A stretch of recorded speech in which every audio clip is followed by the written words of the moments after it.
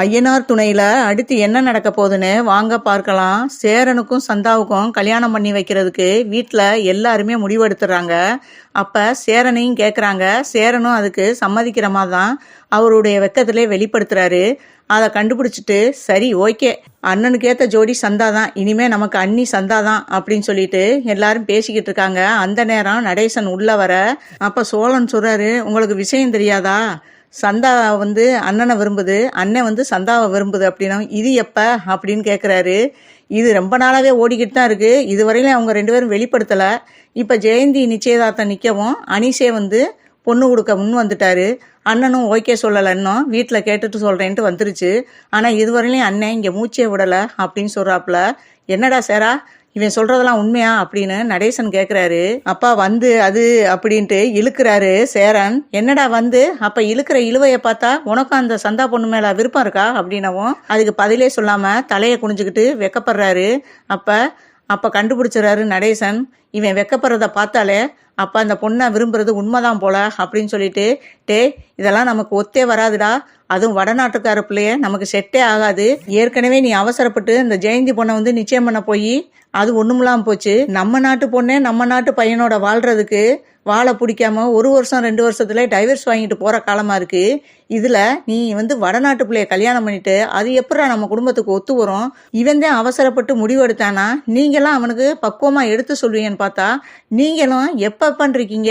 ஏண்டா அவன் வாழ்க்கையை நாசம் பண்ணலாம்னு நினைச்சிட்டீங்களா அப்படின்னு சொல்லி நடேசன் கேட்கவும், இங்க பாருங்க, இதை பேசுறதுக்கு உங்களுக்கு எந்த தகுதியுமே இல்லை.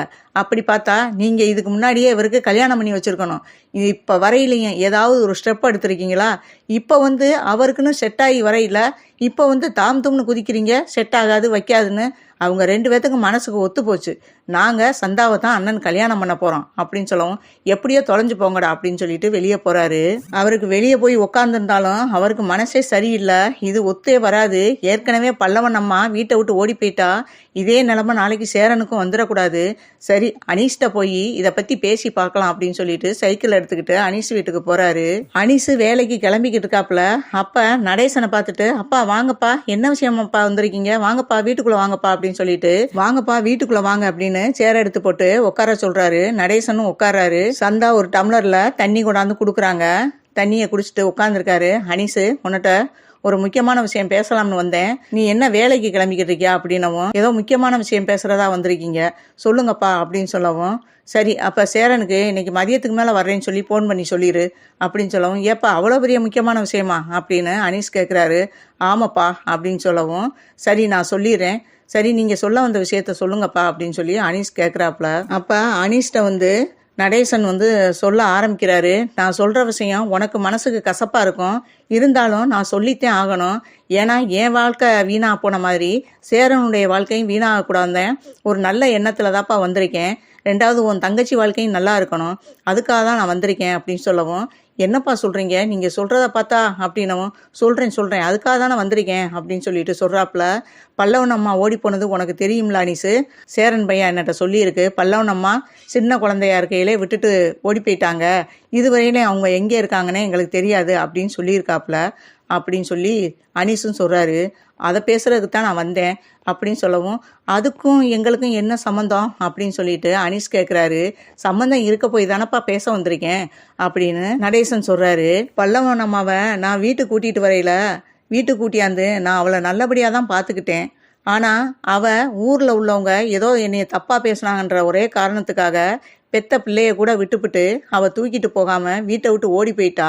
அதுக்கப்புறம் இதுவரையிலையும் பிள்ளைக்கு என்னாச்சு எனக்கு என்னாச்சு அப்படின்றது என்னைய விட்டு தள்ளு, பிள்ளைக்கு என்னாச்சு ஏதாச்சுன்னு இதுவரையிலையும் அவள் எங்கே இருக்கா அப்படின்றது எனக்கும் தெரியாது. அவளும் இதுவரையிலையும் தான் பிள்ளையை பற்றி விசாரிக்கவும் கிடையாது.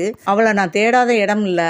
ஆனால் ஒரு காலகட்டத்துக்கு மேலே எதுக்கு, அவளே நம்மளை வேணாம்னு போயிட்டா, இனிமே அவளையே நம்ம தேடணும் அப்படின்னு சொல்லிட்டு நானும் விட்டுட்டேன். அந்த நிலைமை சேரனுக்கு வந்துடக்கூடாதுதாப்பா நான் பயப்படுறேன் அப்படின்னு சொல்லவும், என்னப்பா மறுபடியும் சேரனுக்கு அந்த மாதிரி நிலைமை வரக்கூடாதுன்னு சொல்றீங்களே, எதை வச்சுப்பா அப்படி சொல்றீங்க அப்படின்னு சொல்லவும், ஏப்பா பல்லவனம்மா ஓடி போயிட்டான்ற விஷயம்தான் உனக்கு தெரியும், அவ யாரு என்னன்ற விஷயம் உங்களுக்கு தெரியாது.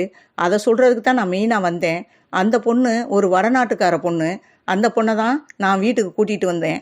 நான் அந்த பொண்ணை நல்லபடியாக தான் பார்த்துக்கிட்டேன். அப்படி இருந்தும் அது எங்கள் வீட்டில் இருக்க பிடிக்காம அது வீட்டை விட்டு ஓடி போயிடுச்சு. நாளைக்கு இதே நிலமை சேரனுக்கு வராதுன்னு என்ன நிச்சயம்? ஏன்னா நீங்களும் வடநாட்டுக்காரவங்க தான், வடநாட்டை சேர்ந்தவங்க தான்.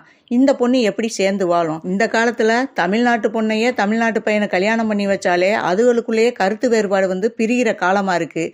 அப்படி காலகட்டத்தில் சேரனும் சந்தாவும் எப்படிப்பா சேர்ந்து வாழ்வாங்கன்னு நம்ம நினைக்கிறது. ஏன்னா இந்த பொண்ணு மொழி வேற, எங்கள் மொழி வேற. ரெண்டாவது இவங்க சேர்ந்து வாழ்ந்தாலும் ஊரில் உள்ளவங்க இவங்கள சேர்ந்து வாழ விட மாட்டாங்க. எதையாவது ஒரு பிரச்சனையை பண்ணி இப்போ பல்லவனம்மா போன மாதிரி இந்த பொண்ணும், ஏன் உன் தங்கச்சியும் ஒரு காலகட்டத்துக்கு மேலே நான் இவங்களோட இருக்க முடியாது அப்படின்னு பிரிஞ்சு போனால் என்னுடைய நிலைமை என் பிள்ளைக்கும் வரக்கூடாதுன்னு நான் நினைக்கிறேன். ஒரு தகப்பனாக இருந்து யோசிக்கிறதுல தப்பா அப்படின்னு சொல்லி கேட்குறாரு. நடேசன் சொன்னதெல்லாம் கேட்டுக்கிட்டு இருந்துட்டு சந்தாவும் அனீஸும் ரொம்பவே அதிர்ச்சி ஆகுறாங்க. அனீஸுக்கு ரொம்பவே ஷாக்காகுது. ஏன்னா அனீஸு ஒன்று விட்ட அத்தை இந்த மாதிரி ஒரு சூழ்நிலையிலேருந்து நான் குழந்தைய விட்டுட்டு நான் வந்துட்டேன் அப்படின்னு சொல்லி இவர்கிட்ட சொன்ன ஞாபகம் இருக்குது. ஒருவேளை நம்ம ஒன்று விட்ட அத்தை ஒருவேளை பல்லவனுடைய அம்மாவாக இருப்பாங்களோ அப்படின்னு சொல்லிட்டு அவர் எதுக்கும் அந்த போட்டோவை காமிப்பான். அதை பார்த்துட்டு நம்ம அத்தைன்னு தெரிஞ்சா நம்ம அத்தைவங்க நல்லவங்க தான் அப்படின்னு சொல்லி இவர்கிட்ட எடுத்து சொல்லலாம் அப்படின்னு சொல்லிட்டு, சந்தா குடும்ப போட்டோ ஒன்று வச்சுருந்தோம்ல, நம்ம அத்தையோட நின்ன போட்டா, அந்த போட்டோ இங்கே இருக்கா அப்படின்னவும் இருக்கு அப்படின்னு சந்தா சொல்கிறாங்க. அந்த போட்டோவை எடுத்துட்டு வா அப்படின்னு சொல்லவும் அந்த போட்டோவை எடுத்தாந்து காமிக்கிறாங்க. அந்த போட்டோவில் பல்லவனம்மா நடுவுலையும் சந்தாவும் அனீஸும் பக்கம் பக்கத்தில் தோள் மேலே கை போட்டு நிற்கிறாங்க. அதை பார்த்து ரொம்பவே ஷாக்காகிறாரு நடேசன். என்னப்பா இவ போட்டா உனக்கு எப்படி? நீங்கள் 2 பேரும் சேர்ந்து நிற்கிறீங்க, இவளுக்கும் உங்களுக்கும் என்ன சம்மந்தம் அப்படின்னு அந்த போட்டோவை பார்த்து அதிர்ச்சியோட கேட்குறாரு. இவங்க எங்கள் ஒன்று விட்ட அத்தை அப்படின்னு சொல்லவும், அப்போ இவங்க தான் பல்லவனுடைய அம்மாவா அப்படின்னு அனீஸ் கேட்குறாரு. ஆமாப்பா, இவளை தான் இவ்வளோ நேரம் நான் பேசிக்கிட்டு இருந்தேன், இவ இப்போ இருக்கிற இடம் உங்களுக்கு தெரியுமா அப்படின்னு சொல்லவும், நீங்கள் எங்கள் அத்தையை தப்பாக புரிஞ்சுக்கிட்டீங்க, எங்கள் அத்தை உண்மையிலே ரொம்ப நல்லவங்க அப்படின்னு அனீஸ் சொல்கிறாரு. எதை வச்சுப்பா உன் அத்தையை நல்லவன் சொல்கிற? ஒரு கை குழந்தைய விட்டுட்டு ஓடி போனவளை எப்படி நல்லவன் நீ சொல்லுவ அப்படின்னு சொல்லவும், ஒருத்தவங்க ஒரு குழந்தைய விட்டு போகிறாங்கன்னா சந்தர்ப்பமும் சூழ்நிலையும் தான் அவங்கள ஒருத்தவங்களுக்கு முன்னாடி கெட்டவங்களாக்குது.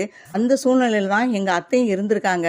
அதை இப்போ சொன்னால் அவங்களுக்கு புரியாதுப்பா அப்படின்னு சொல்லவும், என்ன அனீஸு உன் அத்தைன்றதுனால உன் அத்தை செஞ்ச தப்பெல்லாம் நியாயப்படுத்த விரும்புறியா அப்படின்னு நடேசன் கேட்குறாரு. அப்பா, எங்கள் அத்தை பண்ணது தப்பு தான், நான் இல்லைன்னு சொல்லலை. ஒரு குழந்தைய விட்டு ஓடி போயிருக்காங்க, அதுவும் நீங்கள் நல்லபடியாக தான் அவங்கள பார்த்துக்கிட்டீங்கன்னு எங்கிட்டே சொல்லியிருக்காங்க. பல்லவனை விட்டு எங்கள் ஊருக்கு வரையில் எனக்கு நல்லாவே விவரம் தெரியும். நடந்த விஷயத்த பூரா எங்கள் அப்பாட்ட சொல்லி அழுதாங்க. சரி, வந்தது வந்துட்ட, கொஞ்ச நாளைக்கு இரு, நான் உங்களை 2 பேர்த்தையும் ஒன்று சேர்த்து வைக்கிறேன் அப்படின்னு எங்கள் அப்பா சொன்னார். அதுக்குள்ளே எங்கள் அப்பாவும் இறந்துட்டாரு. அதுக்கப்புறம் எங்கள் அத்தை ஏன் உங்களை இவ்வளோ காலம் பார்க்காம இருக்காங்கன்னா, அவங்க என்ன சொன்னாலும் நீங்கள் நம்புவீங்களான் தான் இப்போயே எங்கள் அத்தையை தப்பாக பேசுகிறீங்க. அப்போ அவங்க சொன்னால் நீங்கள் எப்படி எடுத்துக்கிறீங்கன்னு தெரியாமல் தான் உங்களுக்கு பயந்துக்கிட்டு தான் அந்த பெத்த பிள்ளைய கூட பார்க்க வர முடியாமல் அவங்க மும்பையில் தங்கியிருக்காங்க. ஆனால் என்னட்ட கேட்பாங்க, சென்னையில் எங்கேயாவது என் பிள்ளைய பாத்தியாடா வச்சியாடான்னு கேட்பாங்க. நான் நீங்கள் தானே எனக்கு தெரியாது, அவங்களும் பேரெல்லாம் சொன்னதில்லை அப்படின்னு சொல்லவும், இதை கேட்க கேட்க நடேசன் அதிர்ச்சியாகி அப்படியே உறைஞ்சு போய் உட்காந்துருக்காரு. அந்த நேரம் பார்த்து சந்தாவுக்கு வளையல் வாங்கிட்டு அனீஸ் வீட்டுக்கு வர்றாரு சேரன்.